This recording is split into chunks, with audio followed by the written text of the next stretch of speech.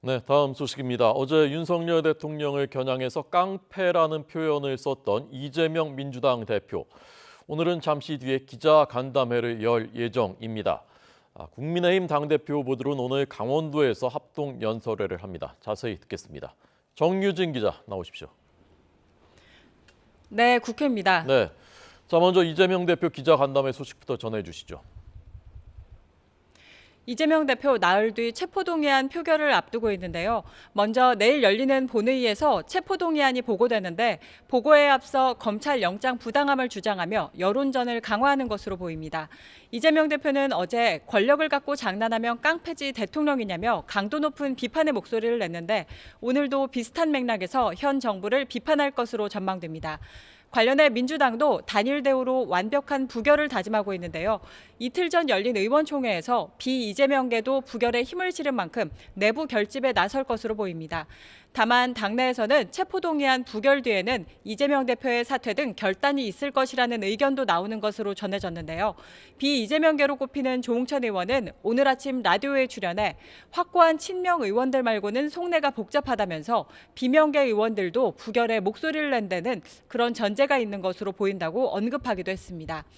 체포동의안 부결을 추진하는 민주당 움직임에 대해 국민의힘은 이재명 대표를 향해 당을 사유화하고 장난치지 말라고 경고하는 등 갈등이 격화하고 있는데요. 이 대표 체포동의안을 둘러싼 여야 갈등은 3월 임시국회 개최 시기 신경전으로도 이어지고 있습니다. 이 대표가 방탄 없이 법원에 자진 출석할 수 있도록 3월 임시국회를 6일 이후 열자고 주장하는 여당과 1일 개최를 주장하는 민주당 의견이 팽팽한 상황입니다. 네, 국민의힘 전당대회 당대표 선거는 이제 보름채 남지 않았는데 어떻게 진행되고 있습니까? 후보들은 어젯밤 늦게까지 TV 토론회를 소화했습니다. 내년 총선 승리 전략과 윤석열 대통령과의 관계를 놓고 공방이 오가는데요.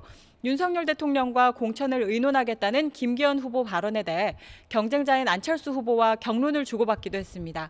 어제 토론회에서는 김 후보의 울산 부동산 의혹을 두고 다른 후보들 공격이 집중됐는데요. 김기현 후보는 투기 의혹과 관련해 조금 전부터 긴급 기자회견을 열어 자신의 의혹을 거듭 반박하고 있습니다. 앞서 오늘 아침 출연한 라디오에서 가짜뉴스가 계속 제기될 경우 법적 대응도 고민하고 있다고 시사했는데요. 민주당에서도 진상조사단을 꾸리는 등 투기 의혹에 가세하자 적극적이고 강경한 대응에 나선 것으로 보입니다. 이런 가운데 오늘 오후에는 후보들이 강원 지역에서 5번째 합동 연설회를 진행합니다.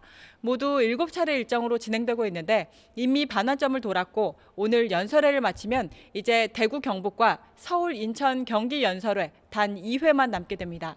지금까지 국회에서 YTN 정유진입니다.